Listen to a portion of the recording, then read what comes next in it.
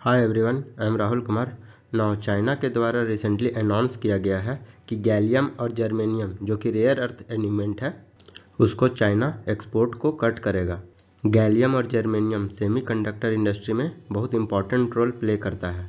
अगर गैलियम का बात करें तो वर्ल्ड प्रोडक्शन का 98% अकेले चाइना प्रोड्यूस करता है। वहीं जर्मेनियम 67% पूरा वर्ल्ड प्रोडक्शन का चाइना के द्वारा प्रोड्यूस किया जाता है। तो इससे कहीं ना कहीं सेमीकंडक्टर में इंडस्ट्री में कहीं ना कहीं कमी देखने को मिल सकता है। इससे सेमीकंडक्टर से इक्विपमेंट जैसे कि मोबाइल हो गया, लैपटॉप हो गया, इन लोगों के प्राइस बढ़ेंगे। और चाइना के द्वारा 1 अगस्त से गैलियम और जर्मेनियम के एक्सपोर्ट पर रोक लगाया जाएगा। इस स्टेप से यूनाइटेड स्टेट, जापान और नीदरलैंड में नेशनल सिक्योरिटी का कंसर्न उभर के सामने आया है और चाइना को एक्यूज़ किया गया है कि चाइना कहीं ना कहीं ह्यूमन राइट का वायलेशन कर रहा है। लेकिन चाइना के द्वारा इस तरह के एलिगेशन को डिनाई किया जा रहा है। चाइना का कहना है ग्लोबल इंडस्ट्रियल सेफगार्ड और सप्लाई चेन स्टेबिलिटी को लेकर के चाइना इस तरह का कदम उठा रहा है। तो चलिए इस वीडियो में हम लोग समझते हैं गैलियम और जर्मेनियम के बारे में। चाइना किस प्रकार से ग्लोबल सप्लाई चेन में डोमिनेट करता है, इस तरह के एक्सपोर्ट कंट्रोल से इंडिया और ग्लोबल मार्केट किस तरह से इफेक्ट होगा, और भी बहुत कुछ। तो चलिए शुरू करते हैं। लेकिन शुरू करने से पहले एक क्वेश्चन जो कि यूपीएससी के प्रीलिम्स 2012 में पूछा गया है। रेयर अर्थ मेटल में किस तरह का कंसर्न रेज हुआ था जब इसका सप्लाई में शॉर्टेज देखने को मिला था? इसका सही आंसर आप कमेंट सेक्शन में दें। सही आंसर को मैं हट दे दूंगा और दिए गए लिंक के थ्रू भी इस पीडीएफ को डाउनलोड करके आंसर ले सकते हैं। तो चलिए शुरू करते हैं। सबसे पहले देखते हैं गैलियम दिखता कैसे है। तो ये सिल्वर कलर टाइप का गैलियम है। ये सेमीकंडक्टर में यूज़ होता है। इससे मोबाइल के चिप्स, लैपटॉप्स के चिप्स और जितने भी इलेक्ट्रॉनिक गैजेट्स हैं उसमें इस्तेमाल होता है। चलिए अब हम लोग समझते हैं डिटेल में गैलियम के बारे में। तो जैसे आप लोगों ने पिक्चर में देखा होगा कि गैलियम एक सॉफ्ट सिल्वरी वाइट मेटल है जो कि लिक्विड होता है रूम टेम्परेचर में। यह एलिमेंट फ्रीली नहीं पाया जाता है, यह किसी न किसी के साथ कंपाउंड बना के पाया जाता है, जैसे कि जिंक और बॉक्साइट और के कंपाउंड में ये गैलियम पाया जाता है। गैलियम से गैलियम आर्सेनाइड बनाया जाता है जो कि फर्दर सेमीकंडक्टर बनाने में हेल्प करता है। इसके यूटिलाइजेशन का बात किया जाए तो इससे सेमीकंडक्टर वेफर्स बनता है, integrated circuit, mobile and satellite communications और एलईडी डिस्प्ले बनाने में भी काम आता है। गैलियम के एप्लीकेशंस का बात करें तो यह ऑटोमोबाइल इंडस्ट्री में और लाइटनिंग इंडस्ट्री में भी काम आता है और इसके साथ साथ एविएशन सेक्टर में, स्पेस सेक्टर में और डिफेंस सिस्टम में भी गैलियम काम आता है। नेक्स्ट रेयर एलिमेंट का बात करें जर्मेनियम। ये भी गैलियम की तरह ही दिखता है लेकिन ये उसके कंपेयर में थोड़ा हार्ड होता है। चलिए इसका डिटेल से देखते हैं। जर्मेनियम एक लस्टरस, हार्ड और सिल्वरी वाइट सेमी मेटल है। ये डायमंड के क्रिस्टल के जैसा ही सिमिलर देखने को मिलता है। जर्मेनियम का बात किया जाए तो यह बहुत सारे इलेक्ट्रॉनिक्स और ऑप्टिकल एप्लीकेशन में काम आता है। इसको फाइबर ऑप्टिक केबल्स और इंफ्रारेड इमेजिंग डिवाइस में कॉमनली यूज़ करने को देखने को मिलता है। फाइबर ऑप्टिक केबल आप लोगों ने देखा ही होगा, जिससे वाईफाई का जो तार होता है वो ऑप्टिकल फाइबर का ही बना होता है। ये टोटल रिफ्लेक्शन के मैकेनिज्म पर वर्क करता है। जर्मेनियम हार्श कंडीशन में भी जो वेपन्स सिस्टम होते हैं उसके ऑपरेट करने में, उसका ऑपरेशन में इन्हेंस, उसकी कैपेसिटी को और ज़्यादा इन्हेंस कर देते हैं, उसके एबिलिटी को और ज़्यादा एबिलिटी को बढ़ा देते हैं। ये हीट रेसिस्टेंस होने के कारण इसको सोलर सेल्स में भी यूज़ किया जाता है और इसका एनर्जी कन्वर्सन एफिशिएंसी हाई होता है एज़ कम्पेयर टू सिलिकॉन। चलिए अब हम लोग थोड़ा और इन्फॉर्मेशन देखते हैं। गैलियम और जर्मेनियम को इंडिया मिनिस्ट्री ऑफ माइंस के द्वारा क्रिटिकल मिनरल लिस्ट में शामिल किया है और यूरोपियन यूनियंस के लिस्ट के क्रिटिकल रॉ मटेरियल में भी शामिल किया गया है, जो कि यूरोप के इकोनॉमिक में एक क्रूशियल रोल प्ले करता है। एडिशनली ये गैलियम और जो जर्मेनियम है वो यूएस और जापान के स्ट्रेटेजिक रिसोर्स में कंसीडर किया जाता है। चलिए अब हम लोग देखते हैं चाइना किस तरह से डोमिनेट करता है global supply chain of raw materials.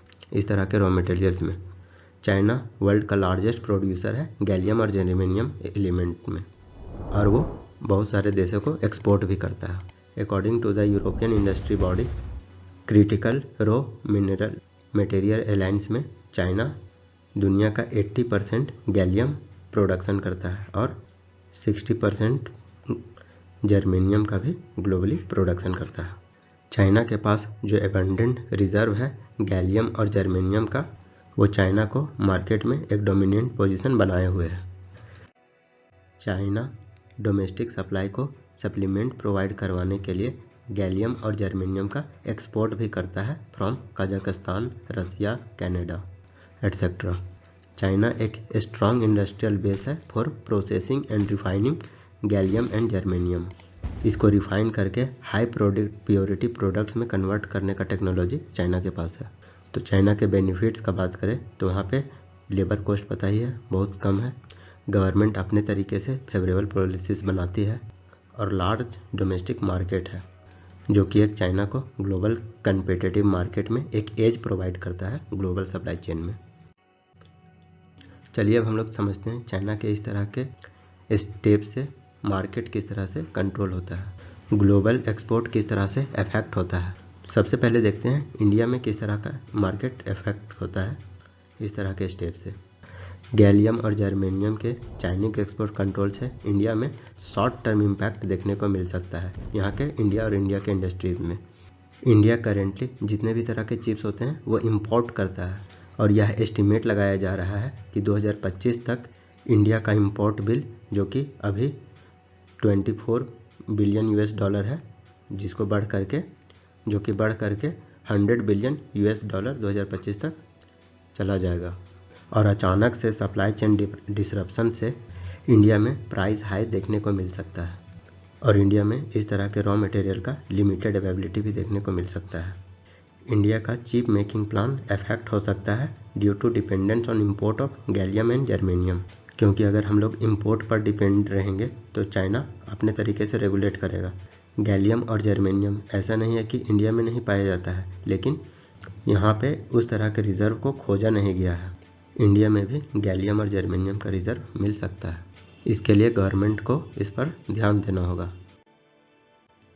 चलिए अब हम लोग देखते हैं और लॉन्ग टर्म कॉन्सिक्वेंसेस का बात किया जाए तो इंडिया का जो सेमीकंडक्टर इंडस्ट्री है वो डिपेंड करता है कि हम लोग चाइना से शिफ्ट होकर किस तरह से अल्टरनेटिव सप्लाई सोर्स की ओर जाएं और इंडिया में किस तरह से जो गैलियम और जर्मेनियम का डोमेस्टिक प्रोडक्शन का कैपेबिलिटीज़ है उसको इन्हेंस करें।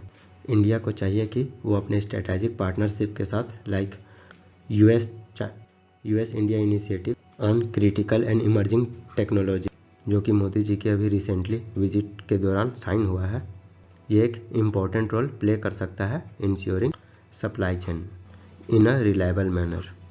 डिलॉयट जो कि यूएस का कंपनी है उसके द्वारा सजेस्ट किया गया है exploring waste recovery from zinc and alumina production as a potential source of gallium and germanium.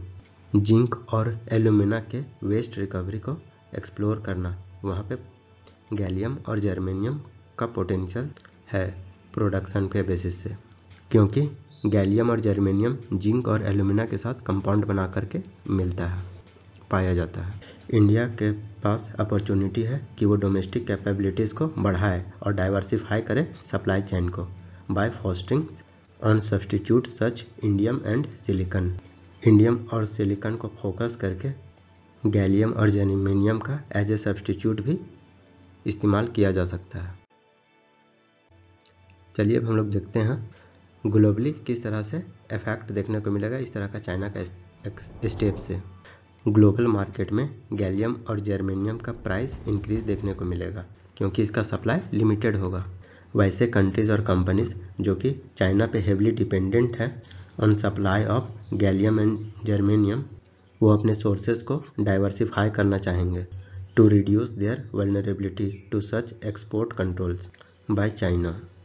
China के इस तरह के एक्सपोर्ट कंट्रोल से अदर कंट्रीज़ और रीजन में गैलियम और जर्मेनियम का प्रोडक्शन का अपॉर्चुनिटीज़ और बढ़ जाता है और हर एक कंट्री चाहेगा कि वो अपने यहाँ गैलियम और जर्मेनियम का प्रोडक्शन करें and supply of gallium and germanium potentially creating a more diversified market.